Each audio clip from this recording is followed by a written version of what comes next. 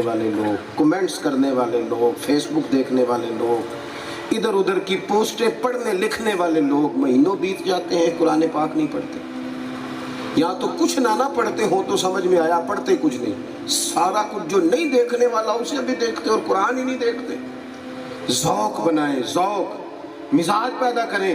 Mobile میں باقی سارا کچھ رکھا جا سکتا ہے، قرآن پاک بھی رکھا جا سکتا ہے، کھول کے پڑھا جا سکتا ہے. یتلو علیکم آیاتنا ویزکیکم، اور میرے محبوب نہ تمہارا تزکیہ کریں گے. تزکیہ حضور نے صاف کیا دلوں کو، باطن کو. اللہ کے حبیب علیہ السلام نے فرمایا، اے میرے بیٹے انس، تم سے ہو سکے تو صبح اس حال میں کرنا کہ تمہارے دل میں کسی کا بغض نہ ہو. اور اگلے لفظ کیا ہے؟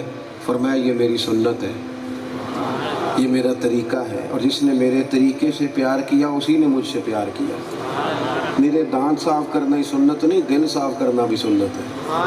نیرا میٹھا کھانا ہی سنت نہیں، اپنے دل سے ساری تلخ مزاجی کو نکال دینا یہ بھی حضور کی سنت.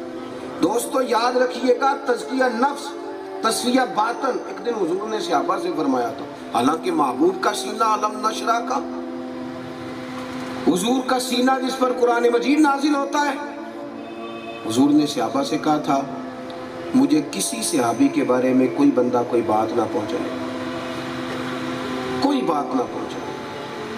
کچھ باتیں قابل اصلاح ہیں، وہ ایک الگ معاملہ ہے، لیکن کمزوریوں کا ذکر کرنا، دوسروں کے دلوں میں دوسروں کے لیے بیج بونا، فرمایا کوئی کسی کے بارے میں کوئی بات نہ کرے، میں اپنا سینہ سب کے لیے کشادہ رکھنا چاہتا ہوں. حضور نے تو ہمیں صاف دل بنایا. اور یہاں کیا حال ہے؟ ہر رشتہ ہی مادہ پرستی کا، ہر تعلق ہی مطلب کا، الا ماشاءاللہ. کسی بھی شخص سے میل ملاپ کرنا تو اس میں کچھ ایسی چیزیں لے آنا جو ذاتیات پہ آ جائیں. میرے عزیز، اپنی زندگی میں یہ حضور کے آنے کا مقصد سمجھے. پھر آگے فرمایا وَيُعَلِّمُكُمُ الْكِتَابَ وَالْحِكْمَةَ، محبوب تمہیں کتاب بھی سکھائیں گی اور حکمت بھی سکھائیں گی. حکمت بھی، دانائی، بصیرت، شعور، فہم و فراست، تدبر، یہ رسول پاک کے آنے کے مقاصد ہیں. جذباتی فیصلے نہ کریں زندگی میں ہمیشہ، جو طبیعت میں آئے وہ کر گزرے. میں دیکھتا ہوں آج کل جس چیز کی سب سے زیادہ کمی ہے وہ حوصلہ ہے، تحمل مزاجی ہے، بردباری نہیں.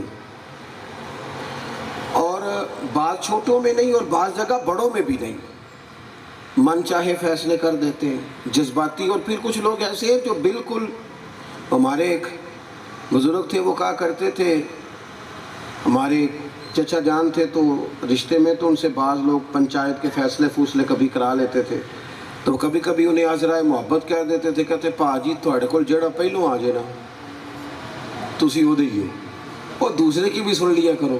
یہ تدبر تو نہیں کہ جو پہلے آ گیا آپ اسی کے حق میں ہو جائیں. آپ دونوں کی بات سنیں، معاملہ فہمی اس کا نام. آپ غور کریں کہ یہ ایک شخص تو جب بھی بات کرے گا وہ ظاہر ہے اپنے حق میں دلائل دے گا، تدبر کے ساتھ، فہم کے ساتھ، علم کے ساتھ، بردباری کے ساتھ. یہ حضور کے آنے کے مقاصد ہے. نبی پاک نے ہمیں حکمت سکھائی، اور اس خوبصورتی سے حضور فیصلے فرماتے، اس بہترین انداز میں نبی پاک فیصلہ کرتے کہ کسی شخص کو پریشانی نہ ہوتی. لیکن آج ہماری کیفیت یہ ہے کہ ہمارے فیصلے جذباتی ہیں، اور بہت ساری جگہوں پہ محبت غالب آتی ہے. ہم میرٹ نہیں دیکھتے، محبت دیکھتے ہیں. ان لوگوں کے سپرد بھی چیزیں کر دیتے ہیں جو کر نہیں سکیں گے، تباہ کر دیں گے. لیکن ہماری چونکہ محبت ہوتی ہے، محبت دیکھتے ہیں، میرٹ نہیں دیکھتے. ہمیشہ تدبر سے، فہم سے، فراست سے، علم سے. نبی کریم علیہ السلام کے اعلان نبوت سے پہلے جب قریش مکہ نے کعبہ تعمیر کیا تھا تو 12 قبیلے تھے. اب وہ مل کے کعبہ تو بنا لیا، تو حجر اسود کی تنصیب کرنا تھی، حجر اسود کو لگانا تھا. اس پر رائے کا اختلاف ہو گیا. اب ہر قبیلہ کہتا ہے ہم لگائیں گے، ہم لگائیں گے. اور جذبات ایک دوسرے کے خلاف اتنے تھے کہ ایک قبیلے والوں نے تو پیالوں میں خون ڈال کے، اس میں ہاتھ ڈال کے قسمیں بھی کھا لی کہ مریں گے یا مار دیں گے، پر حجر اسود ہم نے لگانا ہے. ان معاملات میں بھی بڑی آزمائش ہو جاتی.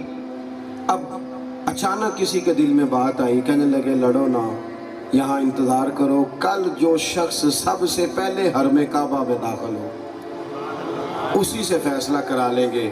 قسمت دیکھو، سب سے پہلے رسول پاک تشریف لائے۔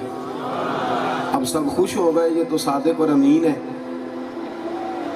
اذان ہو رہی ہے، میرا خیال اذان سنیں۔ کو سمیٹنے لگا ہوں تاکہ آپ حضرات جا کے جماعت کے ساتھ نماز ادا کر سکیں۔ تو وہ جب سرور کائنات صلی اللہ تعالی علیہ وسلم تشریف لائے، اب سب مطمئن ہو گئے۔ اب یہ بھی ایک معاملہ تھا کہ اتنے سارے قبیلوں میں حجر اسود کون اٹھا کے رکھے گا، تو اتنی حکمت سے حضور نے فیصلہ فرمایا۔ نبی کریم نے اپنی چادر کو بچھایا اور حجر اسود کو اٹھا کے اس میں رکھا اور فرمایا اس چادر کے کونے سارے قبیلے پکڑ لو۔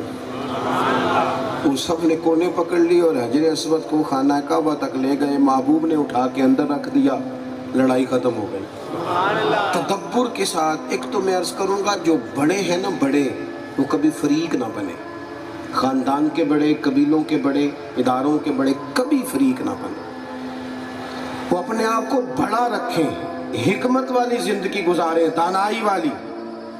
اگر جب کوئی بڑا آدمی فریق بن جاتا ہے نا کسی بھی ایک مسئلے میں، گھر کے، قبیلے کے کسی مسئلے میں، تو دوسروں کو نقصان ہوتا ہے، اس سے لوگ ٹوٹتے ہیں۔ وہ اقبال نے کہا تھا کہ کوئی کارواں سے ٹوٹا، کوئی بدگماں حرم سے، کیونکہ میرے کارواں میں نہیں خوب دل نوازی۔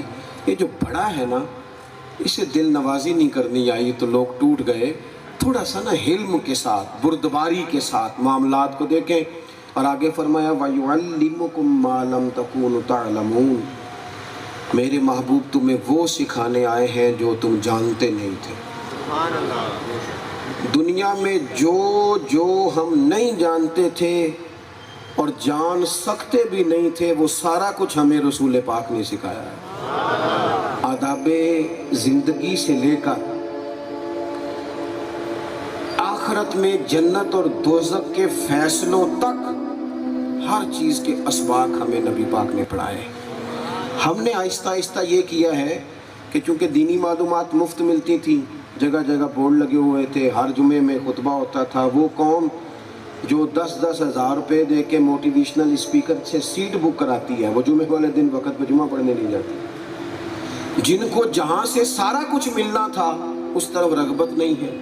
کتاب و سنت کے جو علوم ہیں نا، کتاب و سنت کے جو علوم ہیں، وہ انسان کی ظاہری اور باطنی تربیت کے لیے بہت کافی ہے۔ صرف یہ کہ ہم وہاں سے اپنی تربیت لیں، ہم عملی زندگی میں ان کو نافذ کریں۔ مجھے بتائیے، ایک حدیث پاک ہے اور سب کو آتی ہے، اگر اس پر عمل کر لیا جائے نا تو پورے